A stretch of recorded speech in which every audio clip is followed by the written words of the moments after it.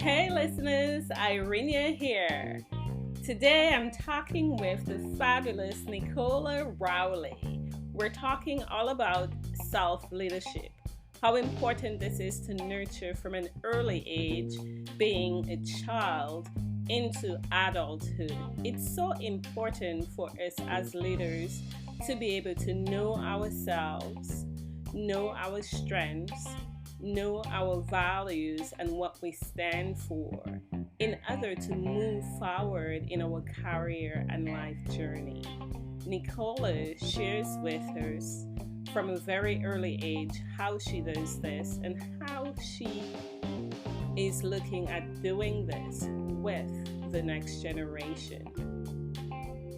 Listeners, if you love this episode, please share it with a friend. Anyway, without further ado, let's get into this fantastic conversation with Nicola all the way in the UK.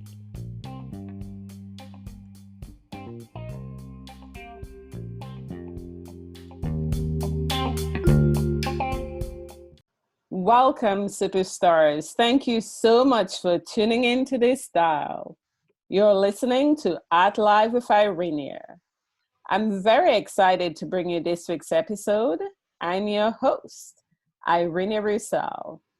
Today, I'm in conversation with the fabulous Nicola J Rowley. Hello, Nicola.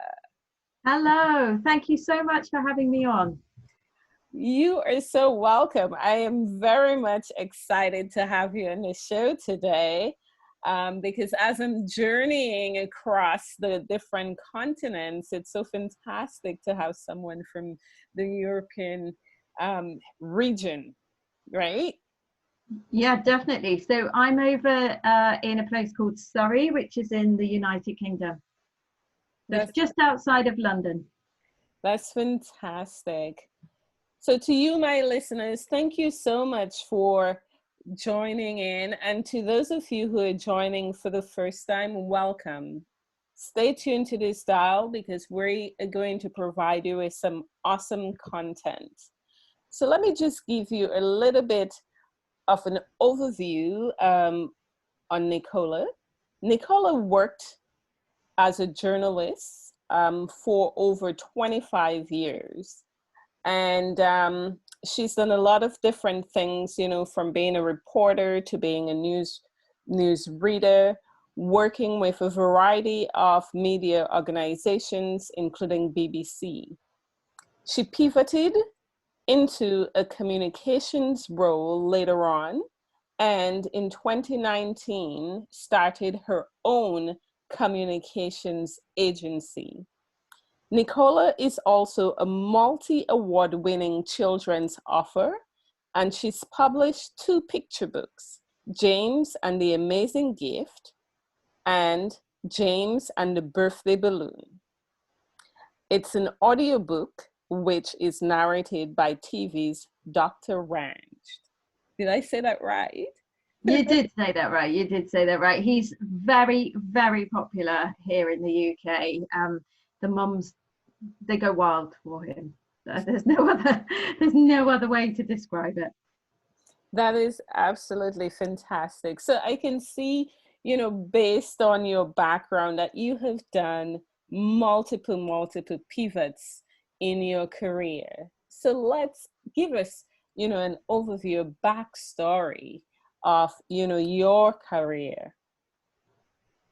Okay, well, I guess from like way back when I was 6, it all starts when I'm 6 and I'm in a classroom, and my teacher says to all of us, start writing a story. And I sit there and I come up with a story about a cat, a witch, and a spaceship. And I start writing, and then I realize I don't ever want to stop. And the teacher is quite intrigued by this, and she sees what's happening because everyone else has finished their stories and they've gone off out to playtime and everything else. I don't stop, I just carry on. And she says to me, are you almost finished, Nicola? And I'm like, there's so much more to this story. There just is. And she can see the excitement and everything else that's going on. And this basically translates into, I love to write. Everything that I've ever done, words just flow from me, and I just enjoy it the most. And it's why I trained to become a journalist, because I just wanted to be able to write. However, what happened was, when I got to graduate, I had my degree in journalism. I discovered broadcasting, and I loved it. And I loved being able to read the news on the radio, and to travel around and report and do all the other things. And eventually I moved into TV, and I really enjoyed it, but there was always something missing.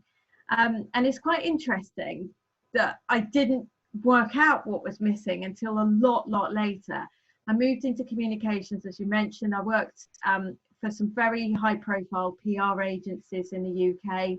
I was doing that for a long time, but always there was this niggling thought, you still haven't written a book. And I think for me, that was what was missing. And in between all of this, I started my own photography business. And to this day, I still do some photography, but it didn't really fill 100% of the void or the need for me to be able to express myself through stories. And so when my little boy came along, when I was 40, I sat down and I realized that actually I was never going to get back that break in terms of having that maternity leave again. And I sat and I wrote a story, which in effect was, it was inspired by him, because when he was 3 months old, we'd taken him swimming. Yes. I was just getting him changed at the end. And there was a little girl next to him who was crying her eyes out. She was inconsolable. And he reached across to her and held her hand and just gave her the gummiest smile ever. And she just stopped. She was just shocked, and she stopped exactly what she was doing. And that is how the character of James from James and the Amazing Gift came about, because his amazing gift is being able to help others through small acts of kindness, such as smiling at them. And I thought it was a really important message for children, especially, to kind of pick up and learn. And so that was the first book. And then the second book, James and the Birthday Balloon, that was basically because I wanted children to also look out for their friends. So that's how that one came about as well. But in between all of this, then I went off and I realized that I wanted to be there more for my son than I had been, because I was still working pretty much full time at this point in communications. And so I started freelancing to make the hours work while he started school. And then I started my own communications agency, and I'm still running it today. So it's literally gone full circle in terms of the trying to do the mum juggle, trying to make it all fit together, and then going through various stages to be able to get to where I am. And in between all of this journey, because I did struggle when I first returned to work after maternity leave, what ended up happening was I realized that I didn't want any other mum to struggle or feel like she was on the journey by herself. So I also launched the Working Mum Association, which is a global community of mums everywhere, to ensure that mums never ever feel like they're not supported, they don't get motivation, and they basically don't feel alone in that journey as they go through. That is absolutely wonderful. I love your inspiration for your first book in terms of spreading kindness, and the second book, not leaving anyone behind. I love that it's dedicated to kids, so that they can learn from an early age the importance of what it means to be good to each other, and what it means to work together, closely united. That's really, really cool. And in terms of, some of the work that you've been doing throughout your journey, because you've had multiple pivots and you've spoken to multiple people and met like a vast amount of people, how have mentors impacted your journey to get you to where you are today? I think they've been absolutely massive and key in terms of me getting to where I am today. I say that actually my teachers, right from kind of even primary school all the way through to secondary school, I had a couple of amazing English teachers when I was at secondary school who really believed in me, who it was always, even with that first story when I was 6 with the cat, the witch and the spaceship, it became apparent very early on that the other thing that I liked to do was stand up and talk and I liked to present. Yeah. And they basically used to always call on me anytime they wanted someone to talk about something, because I just was quite confident in myself in being able to do that. And that progressed as I went into secondary school. And I was called on by my English teacher to represent the school for public speaking. And so it carried on in that way, but then also huge encouragement from both teachers in terms of writing. And to this day, I've kept all my English books because with their comments in, because they meant so much to me. And then all the way through to, you know, working in journalism, and then when I worked in communications, just some incredible people that you work alongside who are completely at the top of their game, who really take you under their wing, and they show you how to do things in a brilliant way. And now working with a business coach like Lisa Johnson, who is just phenomenal in terms of telling you that she's got your back, but then also helping you with your strategy so that you can actually see where you need to be going and how you need to build out your business and take it to the next level. So you're constantly thinking about scaling and getting it to where you want it to be, so that it then provides you with the life of your dreams, basically, and it fits together with everything else that you're doing. That's absolutely wonderful. I love that you kept all your teaching books. You know, that's really cool. It's good that, you know, you focused on your strengths and what you're good at, and you build on that, right? And when you do that, genius comes out of that, right? So that's really awesome. So we've all had, you know, journeys in our life where we had major epic fails, right? Can you think back to a time where you had an epic fail and how you overcame that? Oh, there've been many. Like there were times where, you know, I'd be going live, for instance, and it might be for BBC News or something, and they'd be putting me on national TV, and I'd completely forget what I was meant to be talking to someone about, or it wouldn't quite work as it was meant to, or, you know, things wouldn't quite work, or the satellite would go down and then you're not there and you're not able to do it, and, you know, things like that. But I think you just have to keep picking yourself back up. I always remember when James and the Amazing Gift came out, and it was the first time that I'd ever had a book. No one had ever heard of me. I didn't have an audience as a following. I tried to build one up as I went along while I was bringing out the book, but it's hard as a first-time author. And I remember ringing up independent bookshops and saying, will you stop the book for me? And one of the first bookshops that I rang, it was a bookshop around the corner from me, and I just said, oh, I'm a local author, can I pop in and see you, and my book's out and I'd love to share the story with you and everything else. I'm just wondering whether you'd be interested in supporting me. And the lady looked it up and then she went, no, and then she put the phone down. And it hurts. I mean, it stinks, you know, for that like moment where someone says to you, no, I'm not interested. But what you have to do, and I think this is what working in PR has definitely done, and just even being quite ambitious, I guess, as a journalist, I used to apply for lots and lots of different jobs. I wanted to always be at the next level. And I used to keep a folder with all my rejection letters in, for the very reason that I could look at them but remind myself that I was going to get to where I wanted to get to. So I guess I've always, without me even realizing it, I've always had a growth mindset. So when that lady said to me, no, yeah, for half an hour, I was like, oh my gosh, is this book going to go anywhere? Is anyone going to even care about this? Yeah. I realized I just had to keep going.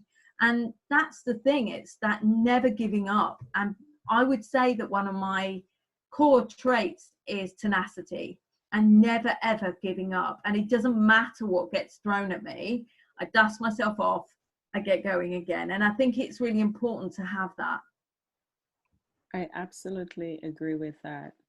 I love that you have a growth mindset and that one of your key traits is tenacity, because that's so important when we're going after what we want, our dream, what we want to do in life. So that's really cool. It's just so important, especially in this day and age, right? So you've told me your core trait, but what is your superpower? I would say it's storytelling.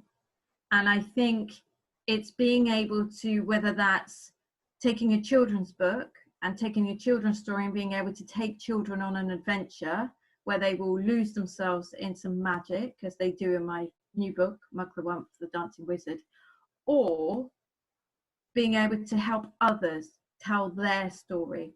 So that quite often when I do PR strategy sessions with people, entrepreneurs, predominantly female entrepreneurs, they will come to me and they'll be this, so I've got this and I'm doing this business, but they haven't sat down and they've thought about why they're doing it. Why did they start doing what they did? They haven't thought about what their superpower is. But I think my superpower is being able to pull everything that they say together and then being able to write it as a story for them, so that by the time they look at it, they've got 7 paragraphs in front of them, and like 9 times out of 10 they're pretty much blown away by what I've written, because they're like, well, hang on a second, you've just compacted everything, and whereby I've thrown loads of different strands at you, you have been able to tell my story.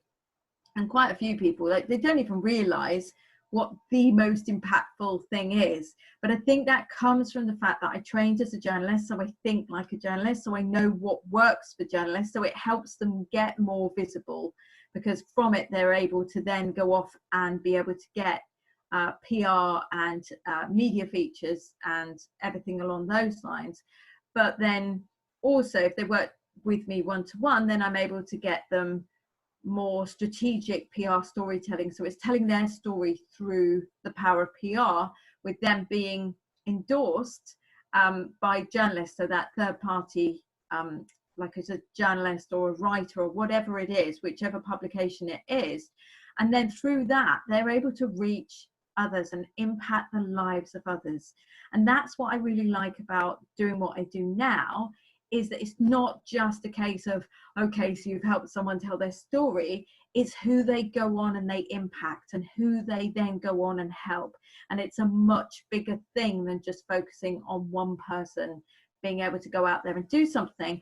A lot of the entrepreneurs that I work with, they've got a reason that they're trying to do it. They've got people that they want to help.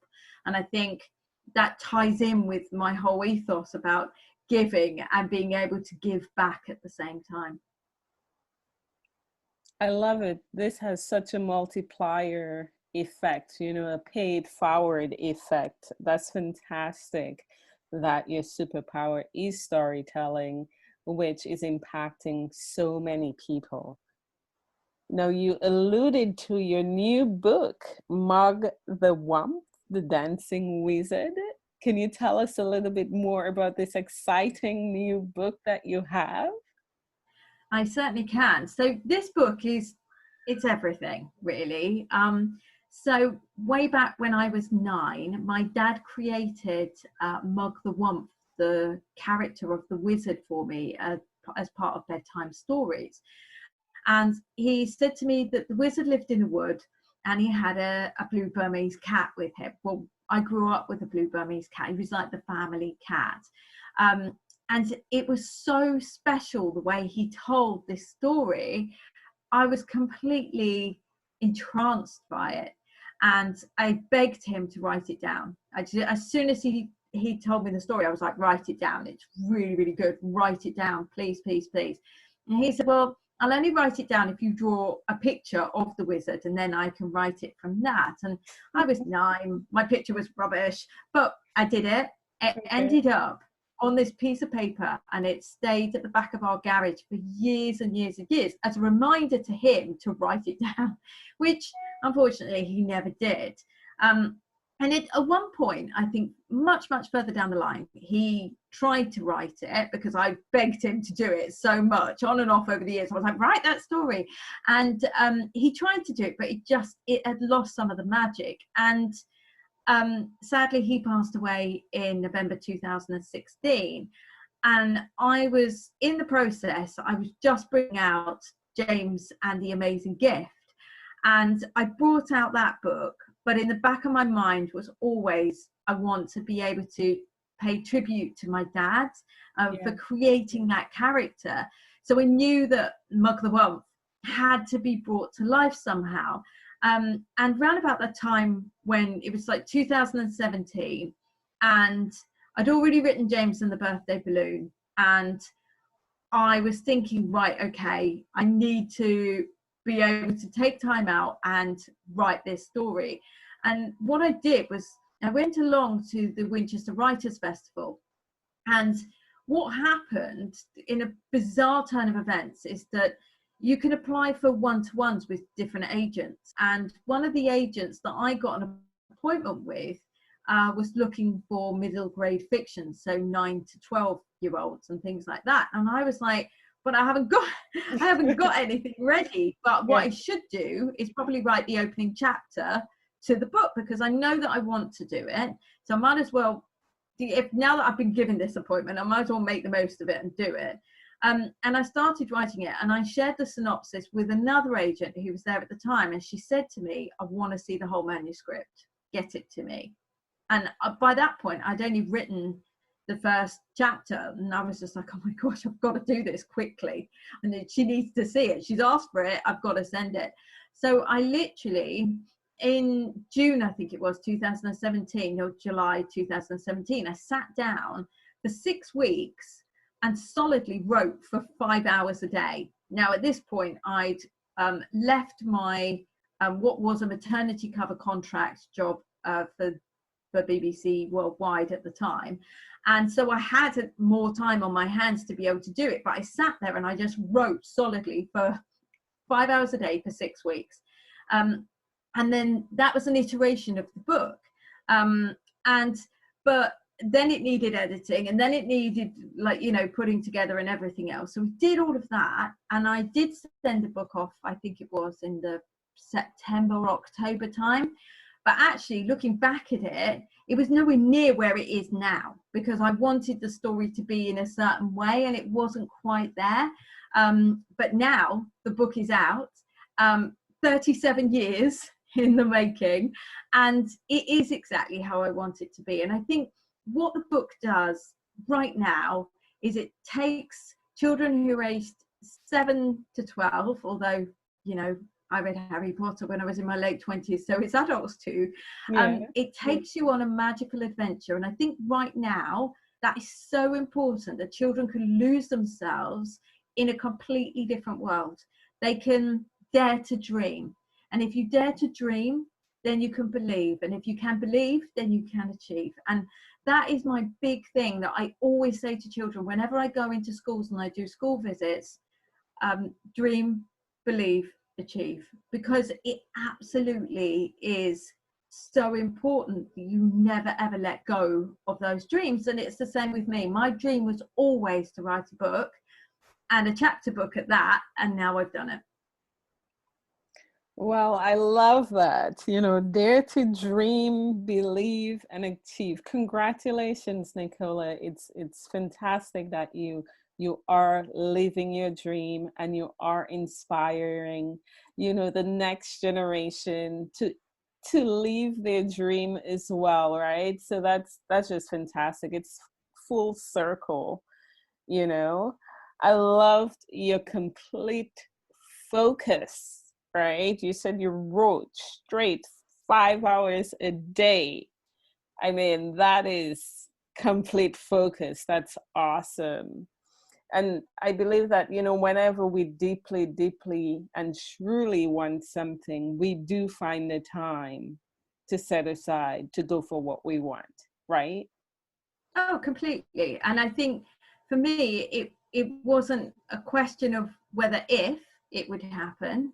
I wanted it to be told. I wanted the story to be out there, and I wanted to be able to say, I did this. And the fact that I managed to do it in between, you know, I then took on another PR role, and quite a significant high powered role, but I managed to still be able to pull it all together at the same time. I think, you know, you find that time, you somehow squeeze it in, and you somehow get it all done. You just do. You are a powerhouse. That's awesome. So, young women out there who are looking to enter into corporate or looking into entrepreneurship, some of them have families, some of them do not. You know, what advice would you have for them in current times? I think a lot more people will be looking. I think they'll definitely be questioning whether or not they want to work for someone else, or whether they want to work for themselves. And I do think when you work for yourself, it is very much like a roller coaster ride. There are days where everything comes together and it's the most amazing feeling in the whole world. And there are days that are tough and that are really difficult, and you're faced with situations that can be really difficult. You need to be prepared and resilient enough to go on that ride.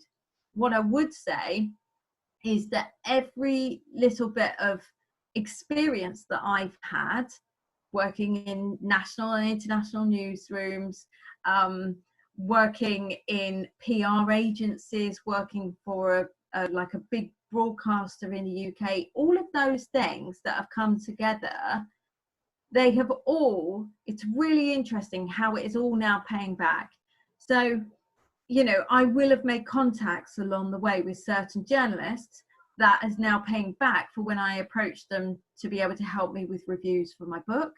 I will have been writing certain things, so people are more willing to take me on board to write a blog or write goodness knows what for them. It might be an article, it might be something else, but they know because I can write that they're more willing to take me on board. So if you are at a crossroads, or you're thinking, do I want to go down the road of, you know, working for myself, or do I want to go down the road of working for a corporate, I would always say, like, any experience is good experience, and you never know who you're going to meet along the way or who you're going to connect with. And it's always a good thing to basically have a role, or a steady role, until you get any business that you want to work in for yourself, you're able to match that salary. So I would always say, try and get to that level first before you decide you're going to walk away, because then you know that you have more of a buffer, and just save money as well behind the scenes so that you know you have a buffer. So if you have a bad month, or something like, you know, the situation we're in now with lockdown and coronavirus happens, you have a buffer, and you're not sitting there worried about where money is going to come from and how you're going to be able to do everything. You need to really, just as much as possible, just have a plan and stick to that plan. So if you know that you want to be in a certain place by a certain time, work towards it. And if it helps you, work backwards as well. So if you know that in 3 years' time you want to be working for yourself, what experience is going to help you be able to do that more effectively? Really think about where you want to be and how you want your life to be designed. And it is design. It's not a case of let your life happen to you. I did that for years and years and years. I just let my life just happen to me, and I just plodded along and everything else. In fairness, it was because I was kind of thinking, oh, you know, the maternity benefits for staying in this role are quite good. So I didn't progress in the way that, you know, maybe others thought that I would, because I was quite happy to try and get to the point that I wanted to in my own personal life, as opposed to putting my career first. you've got to do whatever works for you. And I think that is the best way to do it, but work backwards from wherever you want to be and have that plan and that dream. You absolutely can get there. You've just got to map it out. That's a big golden nugget there that you just dropped on us. I love it. Listeners, you definitely want to bookmark this, because being prepared and being resilient enough when you have your own business, because of the roller coaster ride that it can sometimes be, and also having a solid plan, as Nicola mentioned, is super important. So thank you for that, Nicola. Thank you for that wisdom. That is just awesome. I love it. Now, we are going to get to the more personal side of you. So let's segue into our rapid fire insight questions.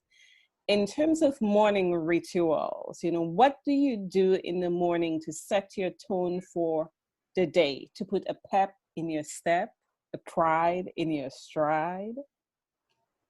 I think for me, the big thing, and I've noticed this as soon as I discovered The Miracle Morning by Hal Elrod, I very much make a point of sitting down and writing out how I want my day to be. And I also make a point of drinking a pint of water. Now, it's like the simplest of things, but by having that water and by sitting down and thinking about how do I want my day to play out, you're already starting to think in a positive way. So even if the day doesn't quite plan out how you want it to, at least you have started in the right way and you've started thinking about it in the right way. So that's what I tend to do. And then as and when I can, I will always try and do a little bit of exercise, stretching first thing in the morning, because it does get you going and it just really helps. But sometimes things don't go according to plan. So I just make sure that I've always thought about the top 3 things, how I want the day to be, and then have that water. And then at least I know that I'm set to face the day. I love that. It's so simple, but yet it gives you that direction for your day. That's cool. With regards to music, we know that it changes our physiology, our energy. What's the last song on repeat that you've been listening to that really gives you that good vibe? It would have to be On Top of the World by the Imagine Dragons. There's something about it. It's got a really infectious riff, and I just love listening to it. And like whenever I go out, if I go for a walk or anything else, it is on repeat all the time at the moment, and I love it. I think it talks about, in the song, the lyrics are about childhood. It's about, telling people that you love them while they're still with you. Things like that, really important. So yeah, that's mine. Top of the World, On Top of the World by Imagine Dragons. All right, that's awesome. I'll check out that song. Now, you're an author and you've written some children's books. However, I always ask my guests, what book would you recommend that you've read which impacted the trajectory of your life, that you would recommend to my listeners? There are 2. So The Miracle Morning by Hal Elrod and She Means Business by Carrie Green. She Means Business made me feel confident enough to start the Working Mum Association. And I think The Miracle Morning, it just helped me get through what was a very difficult time.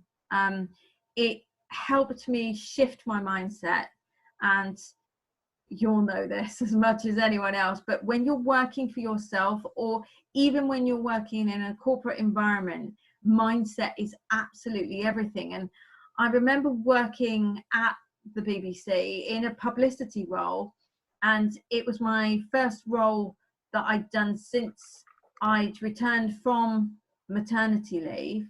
And I wasn't overly enjoying it because it was quite corporate in the role that I was in. But I knew that there was an end in sight, which is part of the reason why I took that role. But what it did was, by following the Miracle Morning every single morning while I was doing that, it just gave me that boost of positivity.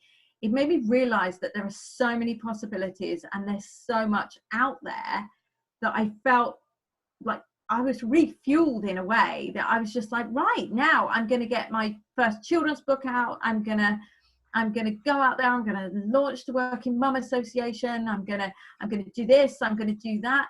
And it meant that I could, because I had so much energy, and I just felt, even though I was getting up at 5 a.m. every morning and traipsing across to the other side of London, which took like an hour and a half, I'd make sure I was always listening to podcasts or trainings or Audible books, or I was reading, and I always made sure that I was maximizing every little bit of time that I had, so that I was always growing and I was always learning, and I was making sure that I was investing in myself. So yeah, I would say it was those. Wowza. That's all I have to say. That's just, magnificent. I love what you said. You're maximizing every beat of your time, learning and growing. And I'll come back to what you said earlier on in the show, the importance of having a strong growth mindset and tenacity. That is so important.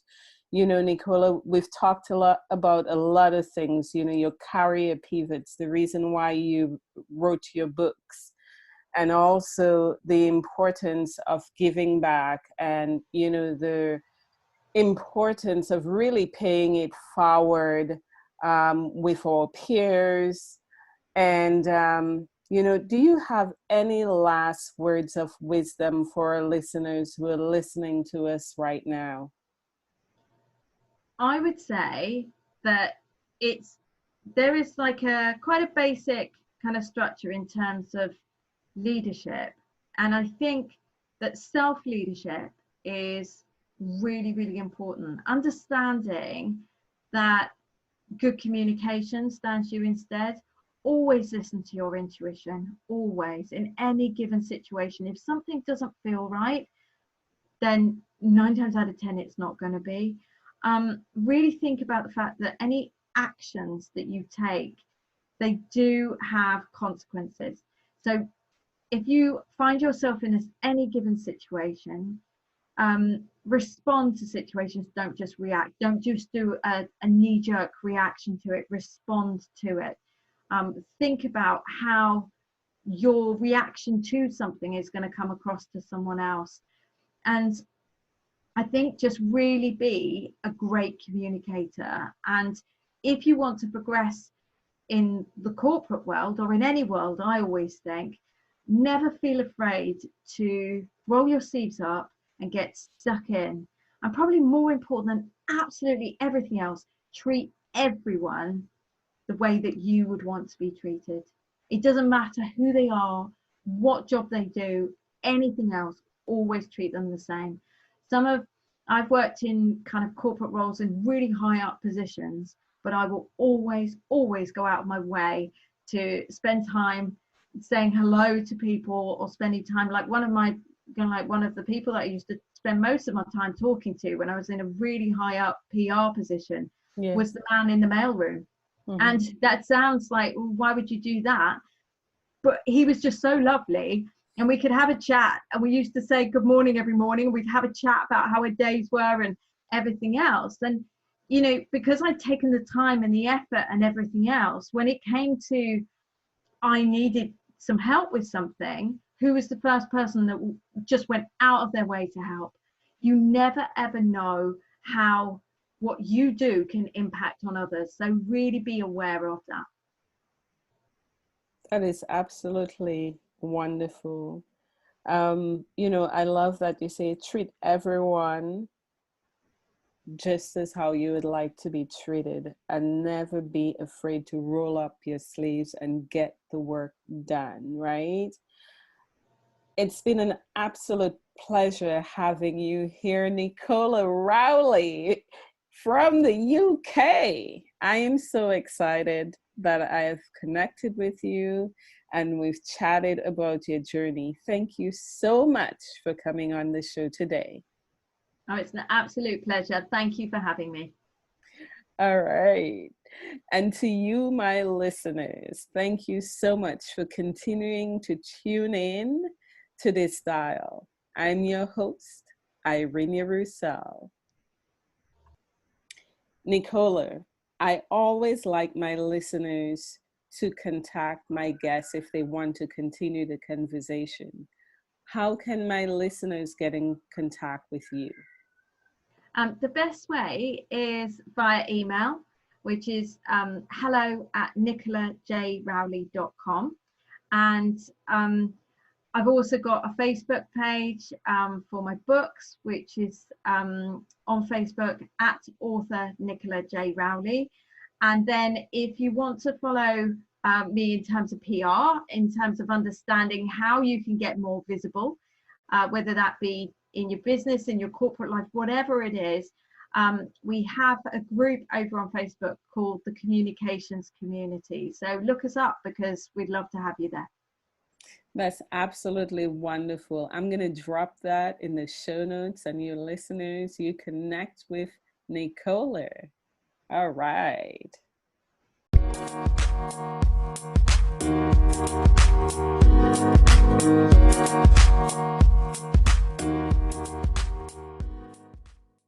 Listeners, I'm preparing this fantastic community for you, a community where we can gather, collide, share our ideas, and support each other. I have a lot of plans for you. You are simply going to enjoy the Live with Irenia community. It's coming soon. I will be sharing more in future episodes. Hang on to your seats because we are going to have so much fun.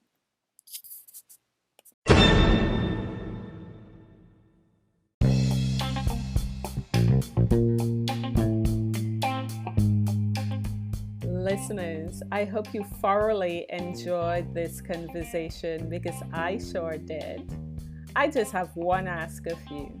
If you haven't subscribed to this podcast, head on over to your favorite player of choice and subscribe. If you find a golden nugget in the episode, share it with a friend. Don't let this knowledge stay with you. We want to spread this knowledge all over the world to empower others to take action in their life and career journey. I just want to say thank you for stopping by on this dial. And I hope that you find your new vibe